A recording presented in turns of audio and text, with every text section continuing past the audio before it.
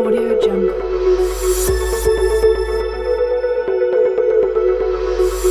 Audio Jungle. Audio Jungle.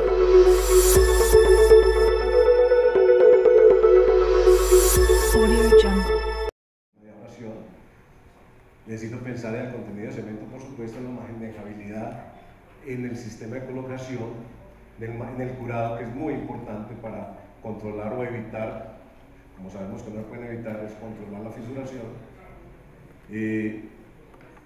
Tenemos que pensar mucho en lo que son los agregados mismos y su potencial reactividad con el cemento. Ese es un tema que nunca lo olvidamos, lo tenemos siempre en mente como diseñadores de estas obras, de este tipo de obras. Uno de mis campos de especialización es el RCC, diseño y mezclas del RCC, que, como bien saben ustedes, pues es una metodología que no es nueva, pero por su forma de colocación uno logra desempeños de ese concreto con unos contenidos de cemento o de cementar, porque ya empezamos a usar mucho más adición, lo que es la ceniza y la pozolana natural, para lograr obtener un producto de muy buena calidad, un producto denso, impermeable y con la resistencia necesaria para cumplir con las solicitaciones dinámicas a las que se somete la estructura. Entonces, nos toca como diseñadores y como contratistas, como constructores, es siempre tener en mente la función del hormigón. No podemos olvidar eso que es fundamental para la determinación de las especificaciones del hormigón.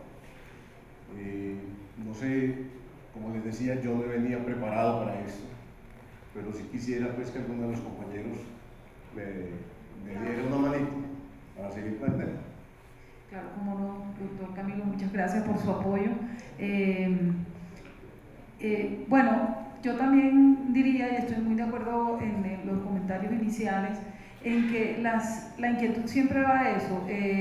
Yo lo he dicho en algunas ocasiones, en algunos espacios, que resulta que encontramos muchas especificaciones que son, como alguna vez nos mencionaban, y lo mencionaba Ramón Carrasquillo, y otras veces muchos lo dicen, son especificaciones descriptivas, que a veces nos están diciendo, inclusive, además de solamente decir la resistencia, a veces nos está diciendo es qué dosificación, o por ejemplo el tema del aguacemento, netamente porque es claro que lo que tenemos es que asociamos el agua cemento, por ejemplo, a una condición de durabilidad. Sin embargo, muchas veces sucede que la interpretación es el punto clave. A mí me gustaría mucho pues, conocer de qué opinan a ese respecto, por ejemplo, porque muchas de esas especificaciones, en algunos casos también la relación agua-cementa o cementante, digamos, o no es suficiente, o a veces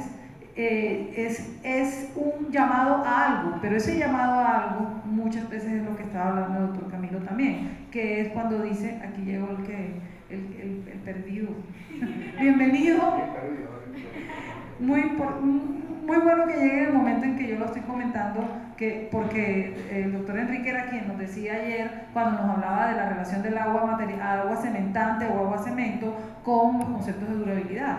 Pero entonces lo que yo estaba diciendo era que en nuestras especificaciones o muchas veces se encuentra eso y resulta que existe como unos medios de comunicación que llegan como con ruido las especificaciones de pronto al fabricante de concreto, donde lo que solamente se le dice es la resistencia y donde o solamente se le dice lo del agua cemento o las dos, pero muchas veces se quisiera, y en las mismas especificaciones los traen los conceptos de durabilidad o lo que esperan de la durabilidad de las estructuras. Ya hoy en día estamos viendo especificaciones que son relativas a la resistencia a la penetración de cloruro cuando se requiere o a la misma difusión.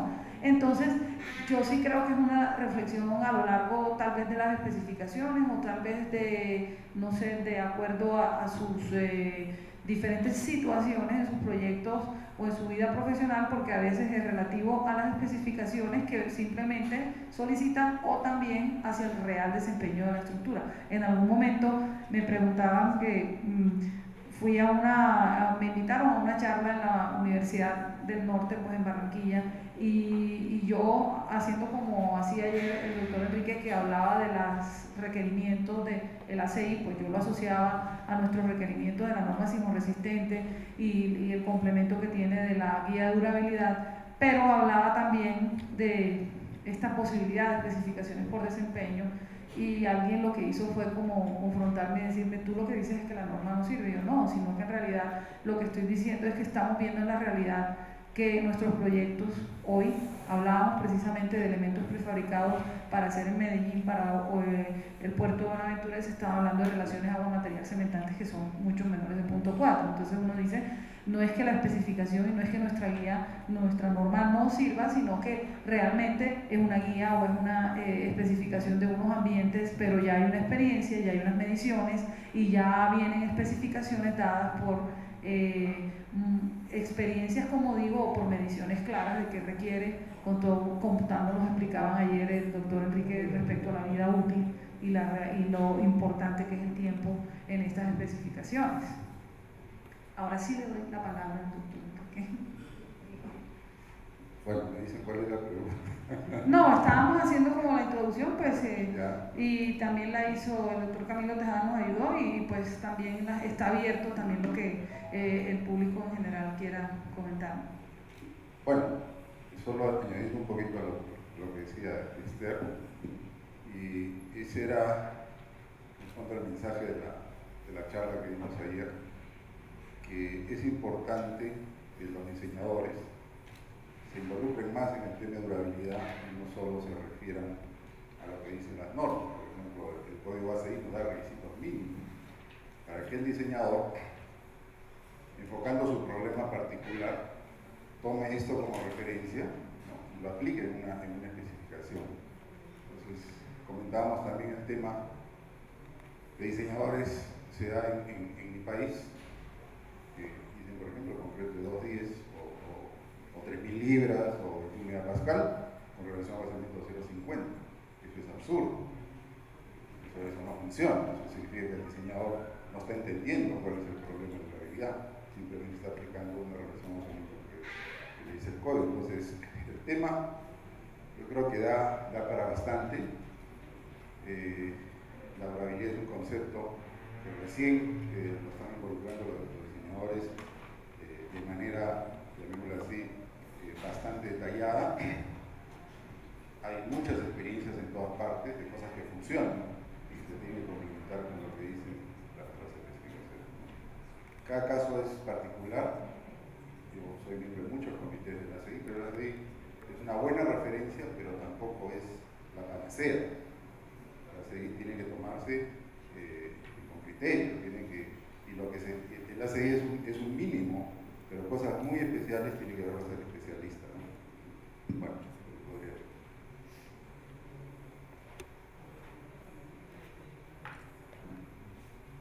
Bueno, yo tengo un comentario también que respecto a la CI.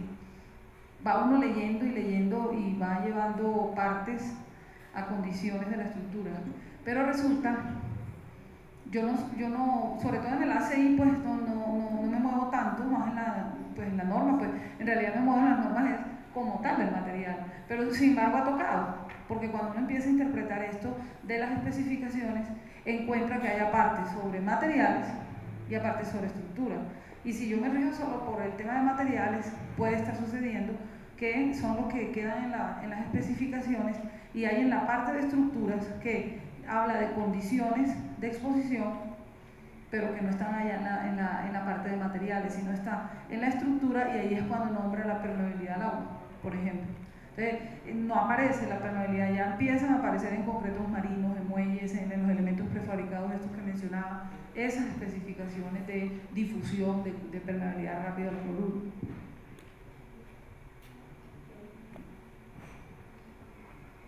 ¿Cómo estás? Mira, dentro de lo que mencionabas de difusión, de absorción, de permeabilidad al agua y eso, los modelos actuales de predicción de vida útil que se han desarrollado en el mundo, y es porque los he manejado en Stereo del Reino Unido y Estados Unidos, el Life 365 americano, vinculan la cuestión de cloruros netamente. Entonces, uno solo se va por difusión, otro por difusión incluye el tema químico y eléctrico, que es el estadio, es el más completo, pero al punto de que uno encuentra que están ahí y no se usan dentro de las experiencias. Doctor, una pregunta puntual: ¿qué tanto afuera se está utilizando? La ACI lo referencia, los británicos han trabajado muy fuerte en el estadio, bueno, en fin, no sé. Sí, yo conozco bastante el Life 365, yo lo uso en las consultorías, efectivamente. Es un buen modelo para exposición a ambiente marino, ¿no? Toma en cuenta, hay un algoritmo que toma en cuenta la difusión, toma en cuenta distancia al ambiente marino, una serie de parámetros, y que en el fondo nos va guiando con seguridades adicionales, elección del cemento, elección de la relación agua-cemento, y todo eso. Lo importante de este software, por ejemplo, es que nos va llevando a que, en la medida que uno invierte más en niveles de protección, nos alarga la vida de servicio. Y la última versión del Life 365 ya proyecta hasta 100 años de vida. Eso es interesante. Ahora, yo creo que efectivamente, como lo menciona, uno de los problemas es que se enfoque en el tema de cloruros, pero la exposición marina es cloruros y sulfatos. Entonces, el tema de sulfatos, hay algunos modelos, pero no son modelos todavía tan desarrollados, ¿no? o que puedan predecir como el Life 365. Una ventaja del Life 365 es que es gratuito. Uno lo descarga. Los software para predicción, exposición a sulfatos son comerciales, son muy caros. Entonces, por eso en la charla decíamos que todavía no hay herramienta de predicción generalizada. Por eso para los diseñadores no es fácil poder definir especificaciones y decir, bueno, la estructura va a durar tanto. Lo que sí creo que con bastante seguridad, ya con lo que manejamos de material concreto y aplicando las recomendaciones que tenemos de durabilidad, el Life 365 es una herramienta bastante medible, pero los concretos con todas esas seguridades, mínimo nos duran 50 años. Si miramos para atrás la historia, ya tenemos estructuras de concreto donde no había todas esas seguridades y ya están durando 50 años o algo más. Eso quiere decir que es un material que es noble, que por naturaleza nos da una serie de beneficios. En el camino que ha pasado, esta es ya una opinión bastante personal, creo que algunos criterios de los diseñadores no se alinean con todas las ventajas o todas las opciones que nos da la tecnología. Por ejemplo, ayer veíamos la presentación de Enio de Brasil, cuando hablaba sobre el tema de las rehabilitaciones de los estadios. A mí una cosa, no se lo he comentado a él, pero veía recubrimientos de 15 milímetros, 25 milímetros. Entonces, en el tiempo, hace 30 años, uno le ponía 40 milímetros de recubrimiento y funcionaba muy bien. Todas las estructuras que van a tener casi 50 años o más eran estructuras que se protegían mucho el recubrimiento. El recubrimiento es la primera barrera. Entonces, pero en el tiempo, los diseñadores han pensado, le quito recubrimiento porque uso menos concreto, ¿no? El proyecto se abarata un poquito más en la medida que se reducen las secciones. Entonces, ese es un tema, por ejemplo, que el ACI no lo enfoca en la especificación, el recubrimiento. Lo da por otro lado, pero eso es fundamental. El recubrimiento es fundamental.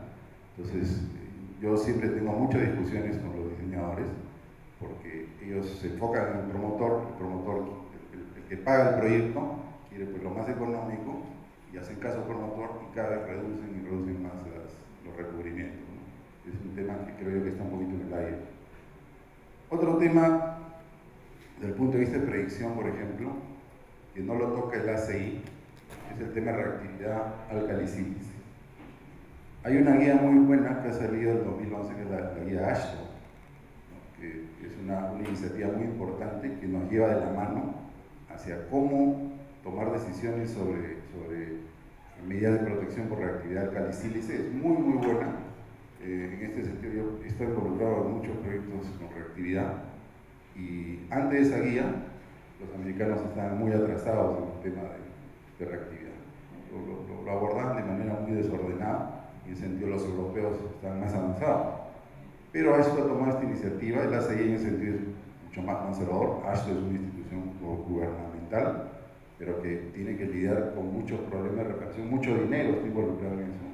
Ha sacado esta guía que se puede descargar en internet. Hay un resumen gratis que se puede descargar, la guía misma hay que comprarla. Pero se puede descargar, hay un resumen que se puede aplicar, que es excelente, pero también proyecta, nos da definición de tiempo de vida de servicio. Uno comienza a tomar decisiones y nos da 25 años o más. Entonces, esa es una herramienta muy útil, por ejemplo, que complementa lo que no tiene hacer. Entonces eso... Sí, yo creo que es necesario eso que comentas y como que todos empujemos a que, desde luego, hay un tema de diseño, tenemos que conocer esas relaciones, esos porcentajes de sustitución y todo eso para ciertos desempeños, pero también ayudar en la modelación, que desde el mismo análisis estructural lo venimos haciendo, hombre, también en el tema de propagación, de iniciación y propagación, hablando en términos de vida útil, tenemos que hacerlo, eso es obligatorio, hay herramientas, y si no es el Life 365, también, bueno, para reaccionar que el agregado ya tú dices que hay otros modelos, bueno, traerlos a la mesa y usarlos. Yo tengo una pregunta. Hablando de concretos en la infraestructura, hemos visto en diferentes presas centrales y microcentrales hidroeléctricas que hemos tenido un problema de abrasión en los vertederos, de modo que alrededor de 3 o 4 años vemos que un recubrimiento que puede ser de 10 o 12 centímetros está completamente expuesto, el recubrimiento se fue en 3 o 4 años. ¿Qué recomendaciones podemos dar en la especificación del concreto para evitar que esta abrasión se dé por la velocidad del agua que está corriendo sobre el vertedero con sólidos suspendidos? A ver, yo simplemente algunos comentarios, sí. Cuando son embalses altos, grandes, realmente es un problema más de cavitación, que mucho de este problema se controla con aireamiento en el mismo vertedero, ¿cierto? Pero igual exige recubrimientos importantes, el acero de la superficie, y exige un concreto de muy buena calidad. Cuando son descargas de fondos, que también se ve mucho en estas presas, es decir, que se abre la compuerta y permite el arrastre de gravas, arenas, entonces son problemas de abrasión muy intensos, muy difíciles, que en muchas ocasiones he visto yo recubrimientos metálicos, inclusive.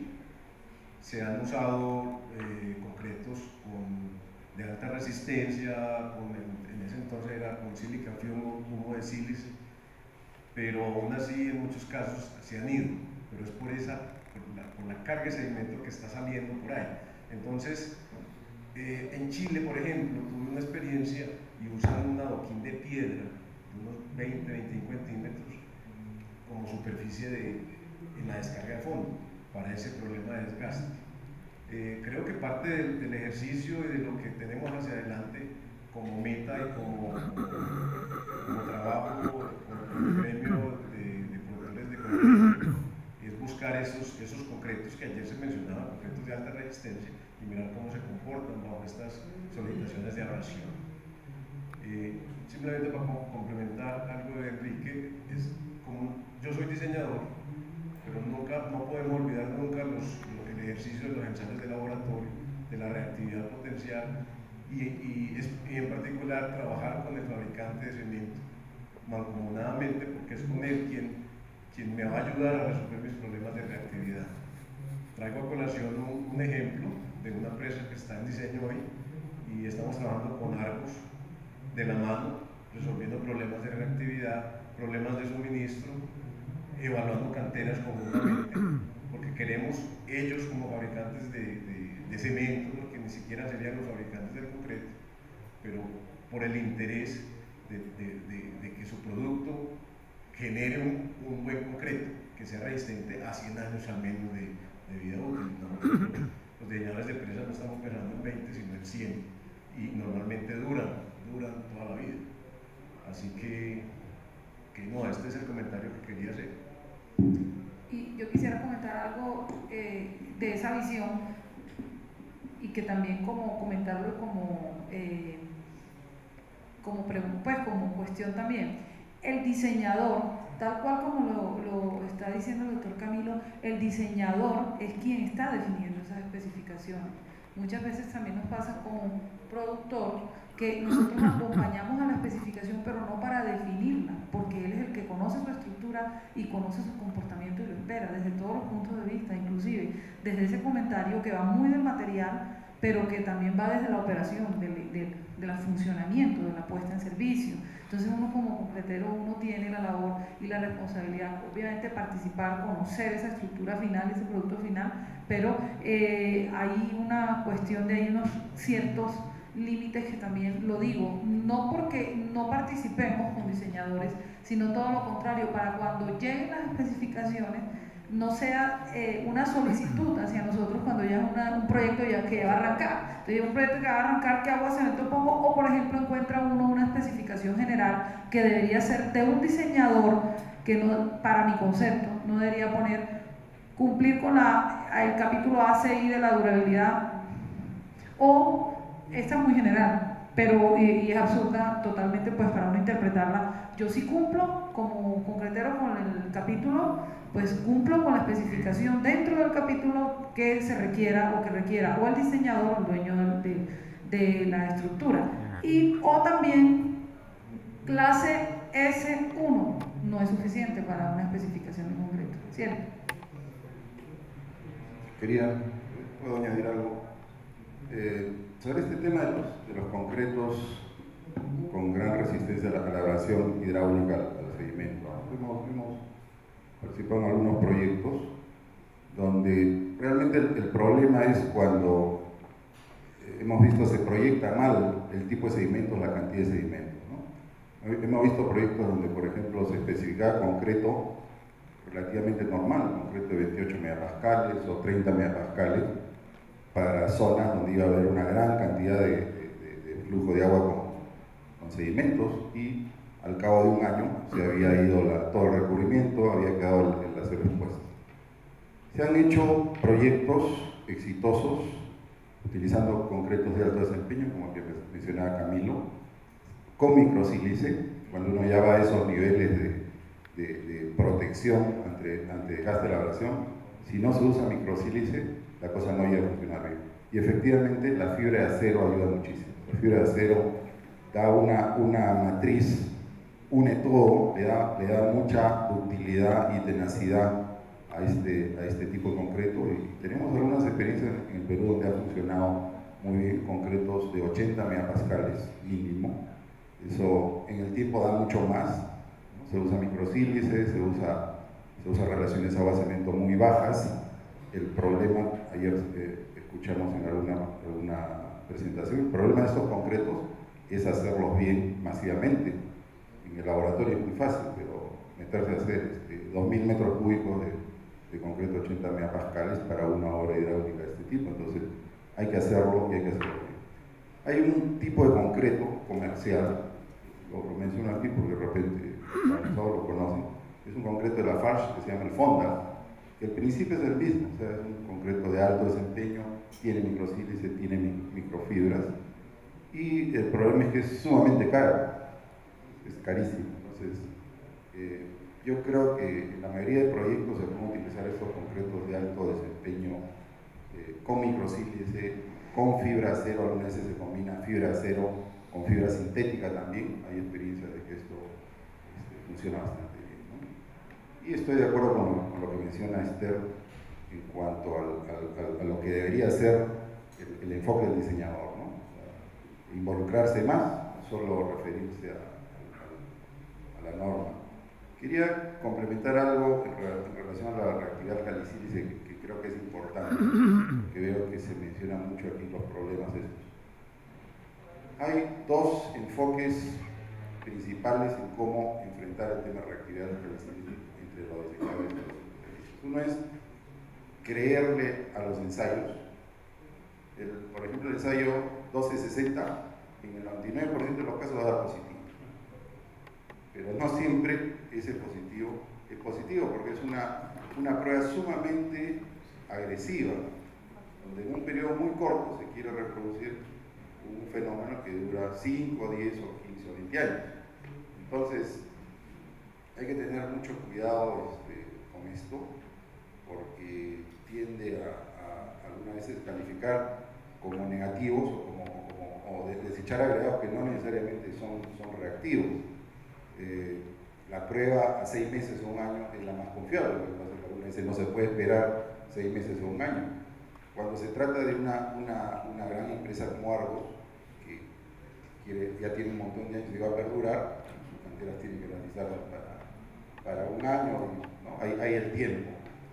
Pero el otro enfoque que a mí me parece más importante, y es viene de los europeos, los canadienses, los japoneses, en ese sentido tomaron la iniciativa mucho antes, los brasileños también, es determinar la cantidad de álcalis totales que va a tener nuestro diseño de mezcla real, porque cuando hacemos estas evaluaciones en base a estas pruebas, ASTM, hay varias de estas, se asume una situación que no es la real.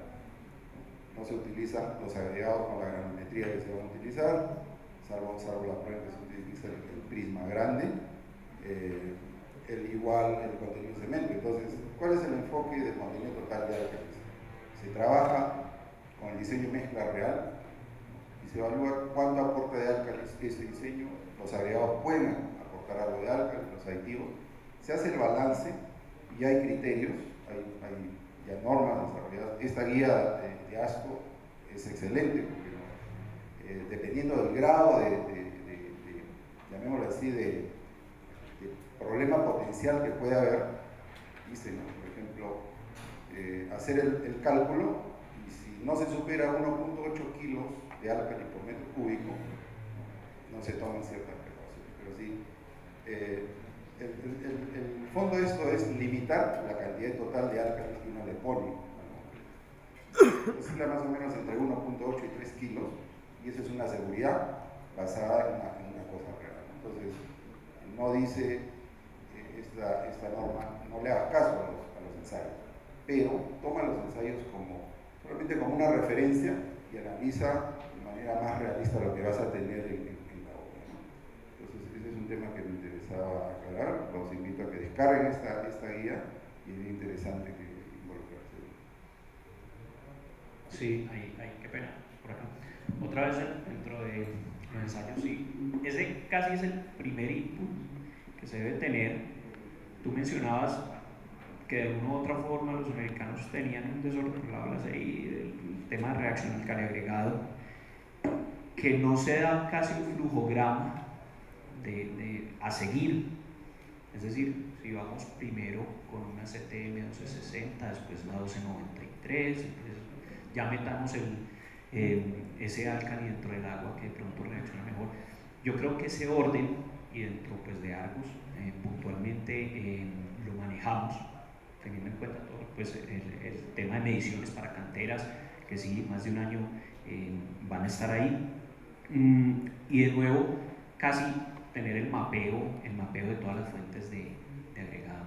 Eso es fundamental, tener datos, ojalá por periodos.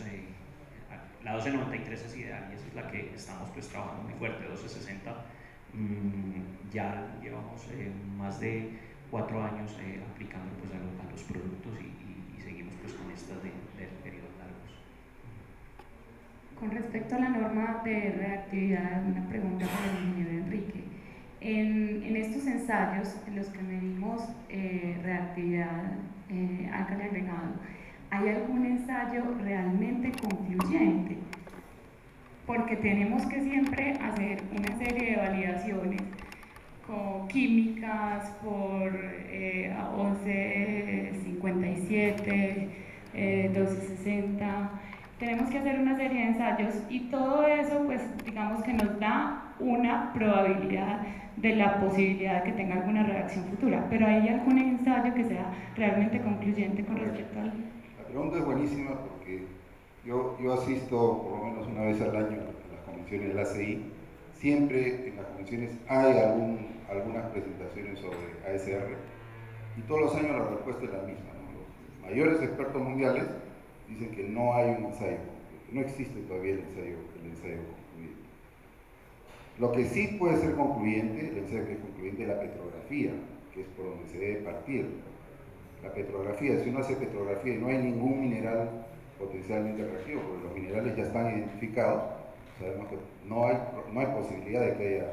Entonces, la petrografía es el primer punto de partida, además de buscar historia de uso de los agregados, porque también no podemos negar la realidad, a veces de manera práctica, ¿no? Canteras que se han utilizado durante 20 años, con cementos con alto contenido de álcalis, y no pasó nada. Qué mejor que ese laboratorio a escala natural que ha demostrado que no pasa nada. Entonces, por más que el ácido C60 dé positivo, pero la realidad está demostrando para las condiciones locales, eso por ejemplo pasa en el Perú. En el Perú no hay ningún caso demostrado de problema de reactividad alcalina. Pero, por ejemplo, uno de los minerales potencialmente más reactivos son las andesitas. Y todos nuestros países andinos tienen un montón de andesitas, entonces potencialmente puede haber reactividad, ¿no es cierto? Pero en Lima, por ejemplo, se usan canteras desde hace más de 60 años. Esas canteras dan positivo en la CO60, pero no se genera. Hay además condiciones de humedad, condiciones de temperatura, es una suma de factores, ¿no? Entonces, no hay la prueba de laboratorio concluyente. Las especificaciones, lo que vemos, a veces se pone, no cumple tal norma, descartar, ¿no? Cuando debería ser más enfocado, creo, a lo que decía Esther, de buscar el desempeño. O sea, no cumple tal o cual cosa, entonces, ¿qué desempeño, qué condiciones le voy a dar yo para buscar un cierto desempeño? Yo puedo trabajar con agregados reactivos, la norma no dice que no trabajes, pero tienes que usar un cemento adecuado, tienes que usar la adición, hay hasta aditivos en base al litio para contrarrestar la reactividad, ¿no? Entonces, hay todas esas herramientas. En Estados Unidos no es que encuentren reactivos y lo desechan, es un tema de dinero, ¿no? A veces si hay que traer los agregados, ¿perdón? Ingeniería, sí, pero al final, ¿no? Si hay que traer los agregados de 150 kilómetros y cuesta mucho más que ponerle, mitigar, ponerle fly ash y microsiles y todo, es más rentable hacer uso de todo esto y se trabaja seguro, no es de que hay el temor de que eso no funcione, ¿no? Entonces hay toda la tecnología para proteger los concretos de eso. Inclusive con lo de la petrografía, también puede tener como falsos positivos, porque hay identificación muchas veces de minerales potencialmente reactivos y se ven hasta resultados que, de hecho, la petrografía también tiene que ser bien cuidadosa, porque se pueden dar resultados donde se expresa un porcentaje de minerales alto, un porcentaje alto de minerales potencialmente reactivos. Como en otras ocasiones no se identifican minerales y durante el proceso, con tal vez un álcali ni siquiera muy alto del cemento y en presencia de una condición de humedad, se puede dar una reacción. La inquietud que yo a ese respecto, la contundencia o el camino que de hecho el ACI ni siquiera, bueno, en este tema mucho menos, si todavía no lo ha hecho, no ha dicho nada, porque sí tiene mucho, porque por lo tanto en temas de durabilidad sí tiene evaluaciones de penetraciones rápidas de cloruro, de ion cloruro, de difusión, pero aún no ha dicho nada, seguimos esperando que nos diga algo de cómo especificar, pero igualmente mi pregunta es también el camino debería ser hacia el que evaluamos. Como decía Diego, yo creo que Diego lo que de alguna forma dijo era, podría haber una prueba que yo le decía a Diego, he perdido los últimos 10 años de mi vida en este tema, porque si yo tuviera una evaluación de alguna forma en la realidad, ¿cierto? Yo tuviera una capacidad para descartar o para seguir con cierta seguridad del futuro de los concretos y de las canteras, como dices tú, esto no es de un año, esto es de toda una vida alrededor del uso de unos recursos que tenemos disponibles para responder al mercado concreto. Sí, estamos de acuerdo, o sea, hay que acumular la mayor cantidad de información El tema, por ejemplo, del muestreo es bien importante, ¿no? Tenemos la cantera, como dice Esther, a veces se saca una muestra que da negativa en la petrografía y de repente no se ha muestreado lo suficiente para revelar los minerales, ¿no? La parte de la petrografía de los agregados también es una metodología que hay que seguir, ¿no?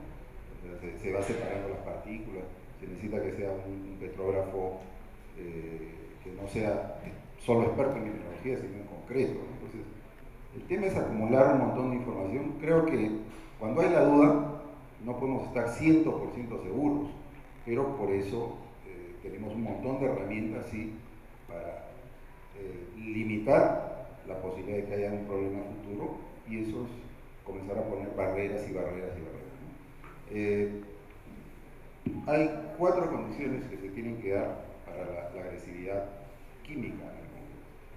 Tiene que haber la sustancia agresiva, esa sustancia tiene que estar en solución, si no está en solución no agrede al concreto, tiene que ingresar al concreto y tiene que permanecer un cierto tiempo. Esas 4 condiciones se tienen que dar. En el caso de la reactividad alcali-sílice, la agresividad está adentro, está en los álcalis del cemento, pero la tiene que activar la humedad. Tenemos un concreto que puede tener agregado reactivo, pero va a trabajar seco, la posibilidad de que haya reactividad es muy remota, ¿no? Hay tecnologías donde, por ejemplo, se hace el concreto con muy bajo contenido, hay técnica de secado y después de blindado para que no le entre casi humedad, entonces se va quitando una de las fuentes de agresividad.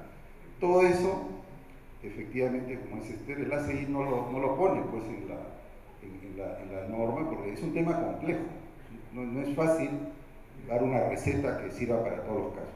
Pero yo insisto en que vean la guía Ashton, es muy buena, realmente da una serie de pasos, ¿no? y al diseñador le permite decidir hasta qué nivel de protección es razonable para el proyecto que se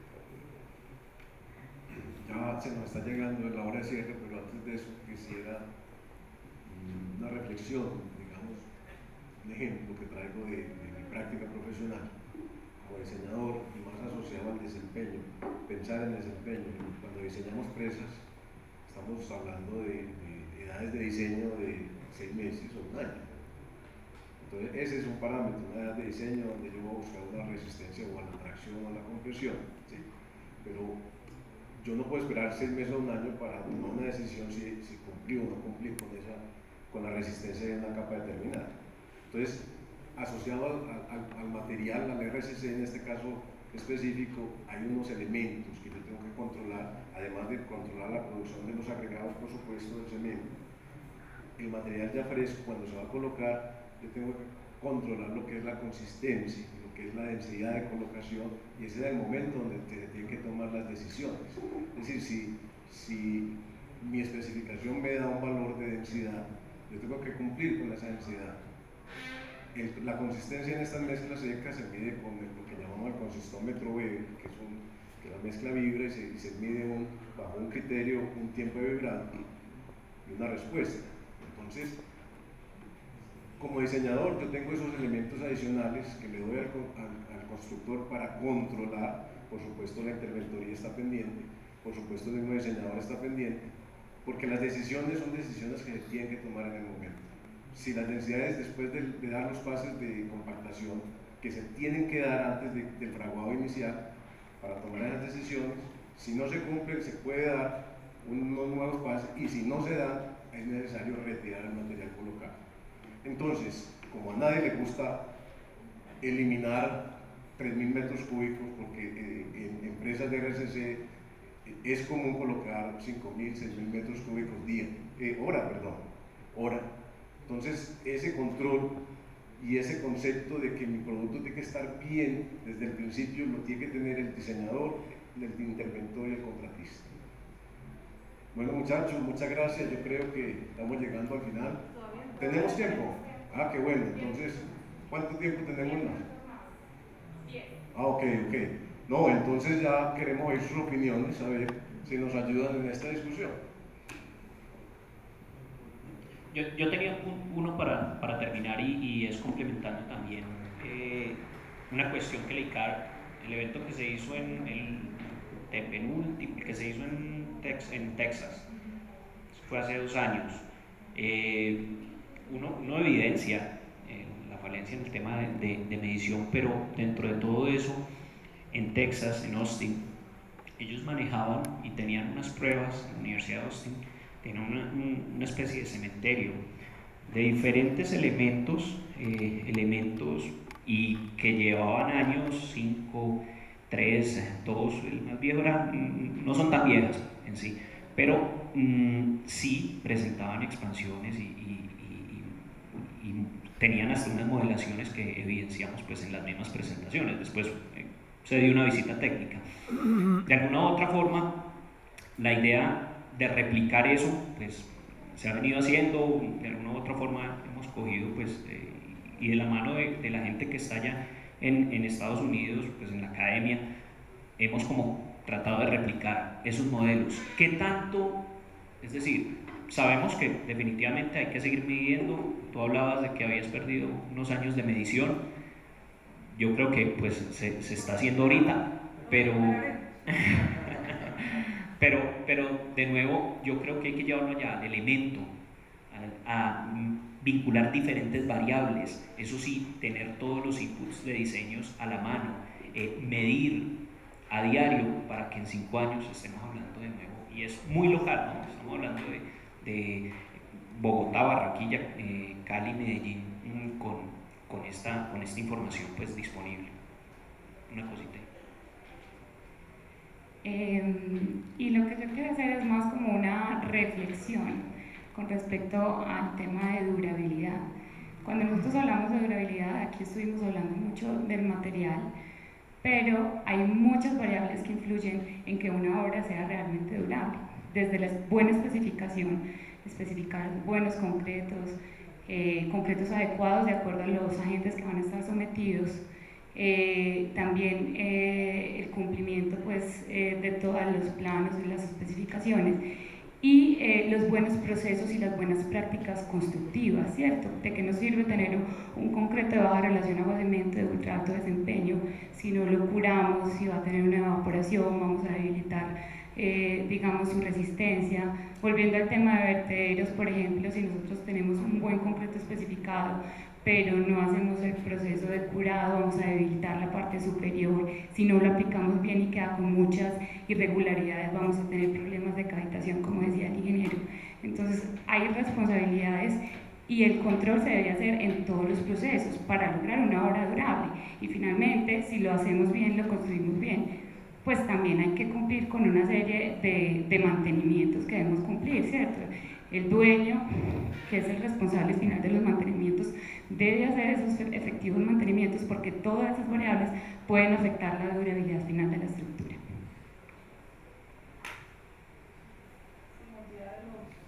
Agrietamientos, Eli, que el agrietamiento es por donde acelera procesos como la reacción, el potencial de reacción al alcalí agregado con el ingreso de la humedad y de agentes externos.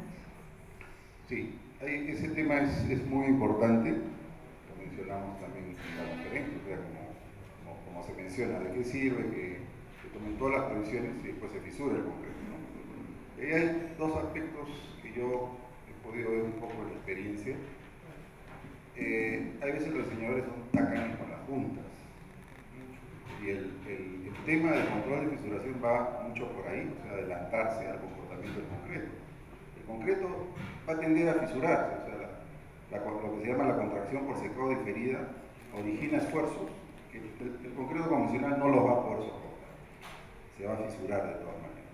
Entonces, es la habilidad del diseñador de adelantarse a eso y determinar la junta. Una junta de control, una junta de construcción es una fisura premeditada. El diseñador dice, yo sé que se me va a fisurar por acá, yo le hago una junta que la puedo rellenar, la puedo proteger, pero cuando es tacaño o no lo prevé, el concreto se fisura por donde quiere, y ahí vienen después los problemas. Entonces, ese es un tema, ¿no?, que los diseñadores creo que tienen que mirar un poquito más el tema de la junta. Vemos proyectos donde a veces le dejan al constructor decidir dónde se pone la junta.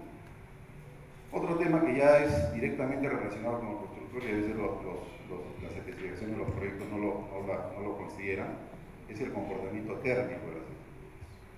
Una cosa muy frecuente en estructuras donde la relación volumen-área de disipación de calor es alta, o sea, en estructuras voluminosas que encofradas retienen mucho calor, a veces el constructor no toma eso en cuenta y se quita el molde cuando el gradiente térmico es muy fuerte. Un gradiente térmico de entre 10 a 15 grados entre el concreto y el medio ambiente fisura el concreto. Nos crea shock térmico, nos crea fisuración, y eso ya no, o sea, eso no estaba en el proyecto.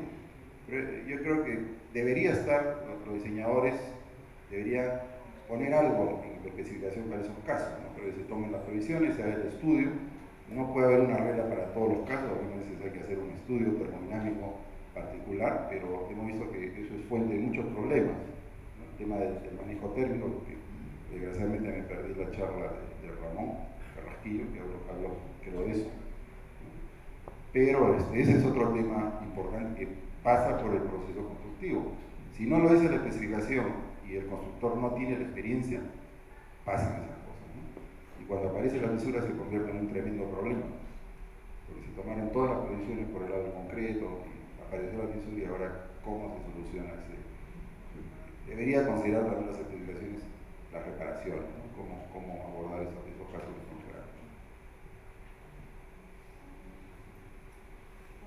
Bueno, quisiera, aunque el tema está dirigido al concreto y al tema de durabilidad bien importante en este momento para los concretos especificados por desempeño, quisiera llamar la atención a un material que es de la misma familia del cual hablamos ahora en vías, el suelo cemento. El suelo cemento incluso he notado en todo el país que a nivel de diseño, en laboratorio y en demás instancias, se tiende a llevarlo simplemente a la resistencia. Y al igual que el concreto, la resistencia en temas de suelo cemento fue una parte resumida de la PCA en su método de diseño. Cuando no tenemos tiempo para hacer el método largo de dosificación de mezcla, recurrimos a un tema de resistencia. Pero la resistencia no es más que una correlación con el tema de durabilidad. De nada nos dice la resistencia ni el manejo modular en la estructura del pavimento. El suelo cemento, más que funcionar bien a edades tempranas, tiene que garantizar ese contenido de cemento, esa dosificación, que va a ser durable en el tiempo ante eventos abrasivos y ante la acción de algunos agentes externos. Y se los quiero comentar porque a veces cuando uno tiene el tiempo suficiente para utilizar las metodologías de diseño adecuadas, puede ahorrarse costos. Se sabe en la PCA, lo que no saben muchos diseñadores en el país, es que el tema de resistencia, el tema de dosificar el suelo cemento por resistencia, generalmente se va por el lado seguro de la curva de contenido de cemento. Fueron una cantidad de muestras, incluso hay que leer bien en la parte en caso de que nos enfrentemos a un tema como este, porque no todas las relaciones de agregado fino y grueso al interior de la matriz del suelo permiten el método simplificado o el método por resistencia. Solo hay unos rangos en los cuales esto es válido, y la misma norma afirma que si en caso de la especificación, el método de la PCA, afirma que podemos arrancar los proyectos con un diseño por resistencia, pero sugiere que en paralelo se vaya haciendo un diseño por durabilidad, que creo que es oportuno en el tema que estamos tratando, y que finalmente llevemos rápidamente a ajustar el diseño. He visto en algunos proyectos erróneamente hacer el diseño por resistencia, nos quedamos con este diseño y desafortunadamente metemos el suelo cemento en algunos rangos en los que para él es incómodo y empiezan a ver los temas de fisuración que hablábamos, de fisuras recurrentes, que aunque no son estructurales ni a dueños de obra, ni a constructores, ni a interventores, nos gusta ver nuestros proyectos en este estado. Entonces quisiera llamar la atención porque la durabilidad en términos de los materiales tratados con cemento se está volviendo el punto importante o la fuente a tener en cuenta para de ahí construir nuestro proyecto con los requerimientos, ya no de calidad inicial, sino de durabilidad y desempeño en obra. Walter, vos ahorita comentabas en el tema del suelo cemento que había un análisis pues, que los llevó a conclusiones interesantes del análisis químico. Es decir, nosotros a veces en infraestructura, las más de las veces estamos en posiciones remotas, es decir, no estamos cerca de la ciudad, estamos haciendo vías, estamos haciendo túneles, ¿sí? Y para ello debemos conocer el material de cada zona, o sea, si es reactivo, si no es reactivo, si podemos tratarlo, si no podemos tratarlo, ¿sí? Y adaptar las condiciones del concreto para que este material sea versátil y sea útil, ¿sí? Entonces, para eso se requiere, digamos, que equipos de trabajo un poquito más densos que son ingenieros, equipos de petrografía, equipos químicos, ¿sí? Que permitan conocer el material y saber a qué material nos estamos enfrentando, qué esperamos del desempeño en la especificación y qué nos puede ofrecer el material para poder utilizarlo, ¿sí? Entonces, digamos que saldríamos un poquito a través del campo de la especificación prescriptiva, de la relación de aguacimiento de 0.5 para 3000 PSI, sino en realidad qué se requiere, los 0.5 o los 3000 PSI, porque a veces las dos no son compatibles. Entonces, tratar de conocer el material y el desempeño para poder amoldar, digamos, que los diseños de material para ello. Yo quisiera hacer un comentario más aspiracional, y es algún sueño o un deseo que he tenido por algún tiempo. Las fuentes el conocimiento mismo se ha dividido en muchas ramas a través del tiempo, y es triste ver cómo algunas ramas del conocimiento, de las cuales podría mencionar la medicina, algunas otras, han evolucionado exponencialmente en los últimos 100 años, y cuando uno va y mira o se detiene, como en los puntales que utilizaron estas ramas para llegar a lo que es el estado del arte hoy, vio que desde hace mucho tiempo generaron comunidades